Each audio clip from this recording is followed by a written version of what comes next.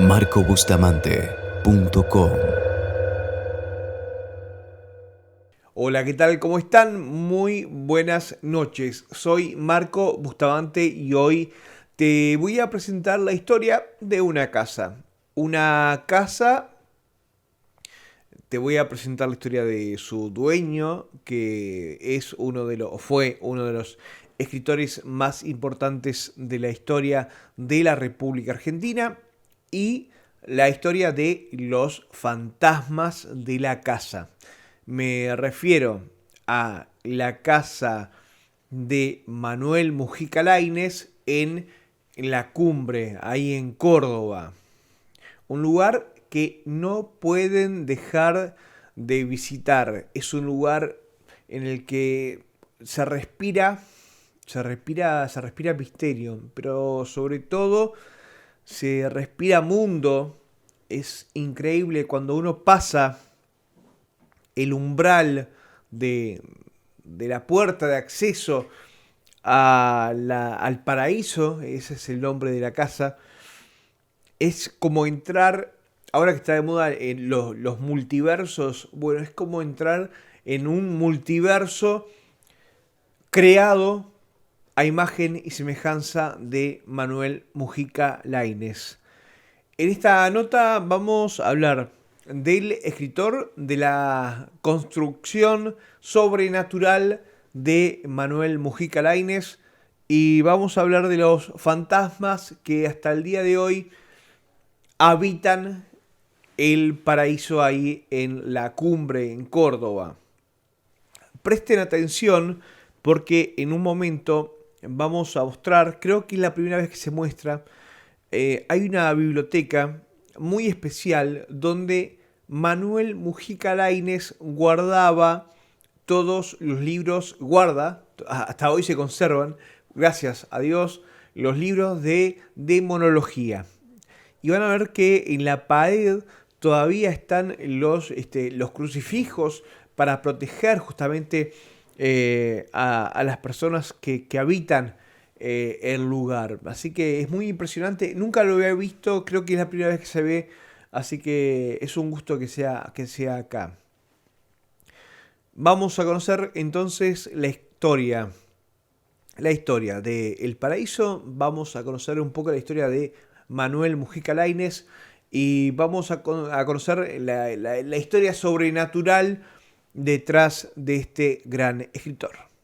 Miembro de una familia aristocrática de Buenos Aires, Manuel Mujica Lainez, Manucho, como lo apodaban, nació el 11 de septiembre de 1910. Escribió poemas, cuentos y novelas. Abordó otros géneros como la biografía, la crónica de viaje, el ensayo y la crítica de arte. Mujica Lainez es un escritor que está dentro del gran canon de literatura argentino, un escritor que ha sido muy premiado, ha sido muy reconocido internacionalmente y sin duda alguna uno de los más importantes de nuestra literatura. Su fascinación por lo sobrenatural, lo extraño, a lo mejor vino de una tía que de pequeño le mostraba textos sobre otras culturas. Después venía mi tía Ana María, que se interesaba mucho por las religiones extrañas, por las religiones orientales. Vivía buscando libros hindúes y cosas así. Su lugar en el mundo existe todavía hoy y es un enorme caserón ubicado en el Valle de Punilla, llamado El Paraíso. Estamos en lo que era el ingreso a la casa del escritor Manuel Mujica Lainez, en el patio andaluz de esta casa en la que él vivió en Córdoba, en La Cumbre. Su casa es un museo en sí mismo, repleta de tesoros y de secretos. Se llama El Paraíso, lo cual es una casualidad más de las muchas que se han producido en mi vida y que me hacen tanto pensar en lo sobrenatural, en lo mágico. Porque yo publiqué hace muchos años, no recuerdo qué año, pero hace muchos años, cerrando un ciclo de novelas sobre la sociedad porteña, la sociedad de Buenos Aires, publiqué una novela que se intitula Invitados en el Paraíso, y el Paraíso era el nombre de una quinta, y ahora vivo en una quinta que cuando yo la compré se llamaba El Paraíso. Esta casa es de 1922, es una casa que tiene ya más de 100 años, fruto de esa gran Belle Époque argentina en la que se construían estos grandes palacetes tratando de imitar la estructura, la arquitectura de las grandes casonas europeas. Esa casa está ubicada en un parque de 7 hectáreas, en el cual hay 7 casas, y costó 7 millones de pesos. Hasta hace poco se podía decir hace 7 años, ahora son hace 8 años. Este era probablemente su lugar en el mundo, ya que él lo eligió como residencia después de jubilarse y la habitó hasta su muerte. Y siempre habló muy bien de esta casa, siempre invitó a sus amigos a esta casa, y era muy común escucharlo maravillarse hablando de su paraíso. Y mi mujer, el apellido de su familia es Alvear, que es una de las familias más antiguas de allá, y la calle donde está el paraíso se llama Alvear, ¿no? Son casualidades que se dan. Con el tiempo, la casa se convirtió en un verdadero cofre de tesoros, en donde los objetos pasaron a tomar un particular significado. Bueno, la particularidad que tiene esta casa es que está casi tal cual la tenía el escritor, y eso implica que el público puede acceder y puede ver los objetos como él los usaba, como él los tenía. Ah, sí, yo creo en los objetos. Más que en los seres humanos. Inclusive más que en los seres humanos. Sí. Creo que son más fieles, ¿no? Pero a los objetos los traicionamos nosotros, ¿no? Nosotros somos los que mentimos, los objetos no mienten. Y he pasado la vida reuniendo objetos y... Son objetos que han sido muy queridos, que han sido usados, que tienen esa energía y ese paso de estas personas por esta casa. Y la enorme mansión, por supuesto, tiene sus fantasmas. Bueno, la casa tiene ya sus fantasmas antes de que el escritor fuera su residente. Incluso él mismo narra en una novela que Cecil, el encuentro con el que se supone es el dueño original de estas tierras, que él dice verlo no solo en el parque, sino además dentro de la casa, pero curiosamente no como un espectro, sino como una persona real, aunque no llega a hacer contacto directo con este que es uno de los habitantes. Mr. Littlemore, aunque en realidad se llama Mr. Latham, Manucho, por una cuestión, si se quiere, romántica, le cambia el apellido en su novela, pero este es el fantasma del morador original de estas tierras, del que se dice que fue asesinado por su mujer con una taza de té envenenada porque él le había sido infiel. Y este personaje, que curiosamente fue miembro de la primera comisión municipal de la Cumbre, se dice que mora aún por los parques, por los jardines, porque es anterior a la construcción de esta casa. Espectros que se manifiestan en todas partes y a toda hora. Bueno, en general hemos recibido público que nos ha hablado no solo de que ha sentido la presencia del mismo Manucho, sino de gente que lo ha visto, de gente que ha sentido que está, por ejemplo, sentado en su cama o sentado en algún sillón o dentro de la biblioteca. Algunos incluso se han asustado bastante, y particularmente son comunes los ruidos de pasos o los ruidos en el segundo piso, pero nosotros ya hemos aprendido a convivir con eso de alguna manera. Bueno, yo he estado particularmente en uno que me ocurrió en medio de una visita con gente, escuchar que había alguien corriendo, como si fueran chicos corriendo en la cocina que está en el segundo piso, que es un lugar por el que no se puede acceder y además está completamente vacío. Y yo bromeé con la gente y le dije que eran los fantasmas, pero en realidad nos reímos en ese momento, pero hubo algo de miedo, si se quiere, ¿no? De respeto. Pero el propio Manucho también dice presente y aparece de vez en cuando ante los desprevenidos visitantes. Bueno, el lugar, al menos en lo que refiere al público, que es el que más lo ha sentido, lo ha visto, es su habitación, es su cama, que es el lugar donde él fallece. Él fallece recostado en una noche de un sábado de gloria de abril del 84. La gente lo sitúa mayormente ahí, en su habitación. Pero también los objetos que adornan este caserón tienen para contar varias historias, muchas de ellas inexplicables. Bueno, a él le gustaba mucho, era casi como, podría decirse, un niño en cuanto a la curiosidad por este tipo de temas, lo esotérico, lo mágico, lo místico, y de hecho sus libros, su literatura está fuertemente ligada a este pensamiento y a esta búsqueda que él tuvo hasta sus últimos días de lo sobrenatural.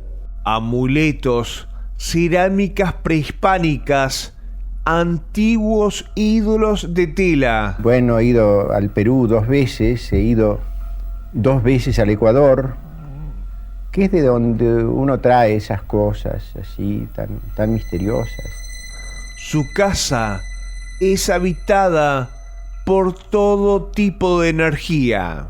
Pero sí estaba constantemente buscando, y quizás el hecho de no pertenecer a algo específico hable más de que estaba en contacto con todo en general, con el esoterismo en general y no con un movimiento en específico, era algo más amplio. Entre los objetos malditos de la mansión se encuentra una lápida funeraria antigua que adorna una de las 7 chimeneas. Cuando hice aquel viaje a Oriente, siendo muy joven, formando parte de una misión económica en la que yo iba como periodista, era un muchacho periodista que hablaba en inglés, como aquella era una embajada, y estuvimos en Oriente 6 meses, como aquella era una embajada y eso estaba por encima de las aduanas, y era una época en que el dinero argentino era espléndido y el dinero chino estaba por el suelo. Eso era antes de la China actual, por supuesto. Pekín estaba en manos de los japoneses cuando yo estuve. Volví a la Argentina con 17 cajones grandes, llenos de cosas. Muchas que me habían regalado los japoneses, que son tan regaladores. Y bueno, y que todo no era bonito. Eso lo compré en Manchuria, en Mukden, en un templo. Estaba tirado en el suelo y es grande así, más o menos, que será un poco más de 1 metro, no sé, y de piedra gris. Es una figura de Buda sentada sobre una especie de pajarraco y alrededor hay esos que llaman los bodhisattvas, que son esos ángeles, ¿no? del budismo. Cuando cuando hicimos esa parte del viaje, los japoneses que nos llevaban nos rogaron que no comprásemos nada pesado, porque claro, teníamos que pasar de un tren al otro y tal, entonces andaban con unas valijitas nomás. Pero yo cuando vi esa estela tirada ahí en un patio, me fasciné, en verdad. Y entonces me volví solo, después que todos se fueron al hotel, me volví solo. Y había ahí un bonzo, y bueno, y más o menos nos entendimos, y la compré por nada. Me veo volviendo al hotel en 2 rickshaws. Yo en uno, el hombre llevándome, y en el otro, y el horror de los japoneses cuando llegó eso. Y yo dije, si no viaja conmigo esta piedra, yo me vuelvo a Tokio. Y me acuerdo del resto del viaje que seguíamos andando, y detrás siempre iban 2 japoneses llevando aquel cajón. Bueno, cuando volvimos a Tokio y lo abrieron, yo vi que tenía una inscripción detrás. Entonces con un papel y un lápiz saqué la inscripción. Había conocido en el Museo Imperial a un viejito que era un arqueólogo y le llevé la inscripción para pedirle que me la tradujera. Y él, bueno, me pidió unos días, volví a buscarlo descripción dice lo siguiente: que nadie ose tocar esta piedra en forma de Buda que hice a la memoria de mi madre en el segundo mes de primavera de tal y cual de la dinastía Taihua. Eso es lo que da la época, es el siglo XII, porque sobre él caerá mi maldición. Ah, diablo, pues ya estoy maldito desde el siglo XII, además, maldito, ¿qué tal? Pero el viejito me dijo: no, no es sobre usted que recae esa maldición. Fíjese usted que esa piedra ha sido arrancada. Fíjese que está rota abajo, en efecto, la base tiene una rotura así. Ese sí, quién sabe cómo le habrá ido, pero a mí no me ha ido mal, no me ha ido mal. El escritor además era adepto a leer sobre demonología. En su biblioteca, al día de hoy, ese sector sigue siendo resguardado por crucifijos y amuletos para que los demonios que habitan esas páginas no escapen. Tengo muchos libros de demonología, pero tengo uno especialmente raro de demonología, que es un libro hecho por el astrólogo de Carlos V, que se llamaba Henry Cornelius Agrippa. Y este ejemplar es especialmente extraño porque perteneció a un personaje del siglo XIX que se llamaba Stanislas de Guaita, creo que era italiano, sí. Bueno, vivió siempre en París, que era un mago y que parece que era un personaje que se las traía. Y faltan en el libro, faltaban en esa edición las páginas de la invocación al diablo, y están copiadas por él, con su letrita muy minuciosa, por este Guaita, que te digo que está el ex libris de él y la firma de él. Ese es un libro rarísimo. Fantasmas, amuletos y laberintos, los enigmas que dejó para la posterioridad el escritor Manuel Mujica Lainez.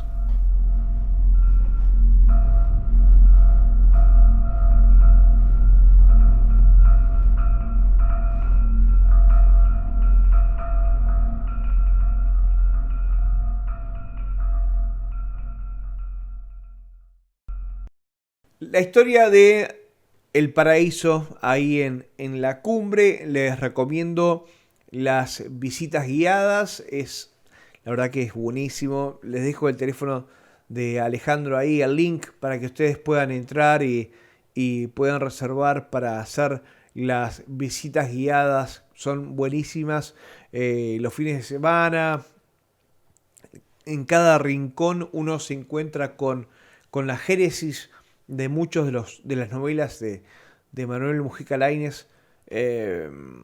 Ahí está Su perro enterrado, Cecil, ahí está, no sé, El escarabajo, ahí están los 7 pecados capitales. Muchas de las cosas de las que hemos hablado en este informe están en ese lugar, ahí en la cumbre. Así que bueno, y les recomiendo que si quieren ir a la cumbre, les dejo en la descripción el hotel que está justamente del otro lado de El Paraíso, que se llama Redil del Paraíso, que está atendido por mi amigo Robertino Villamil. Así que ustedes pueden ir ahí, van a pasar bárbaro ahí, que era parte de la propiedad original de la casa de Manuel Mujica Lainez. Así que es como quedarse en la página, así que en la casa de Mujica Lainez. Les dejo también en la descripción el hotel ahí, el Redil, para que ustedes se puedan quedar si visitan Córdoba y si visitan la cumbre. Mi nombre, Marco Bustamante. En Instagram soy @MarcoBustamanteOK. Y mi sitio web es marcobustamante.com. Nos vemos en cualquier momento. MarcoBustamante.com